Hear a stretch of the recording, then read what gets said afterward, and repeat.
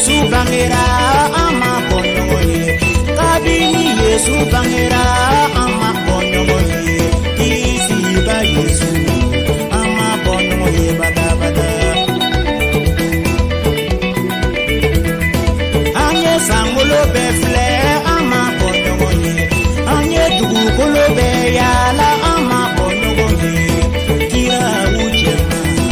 ama bonyoye bada bada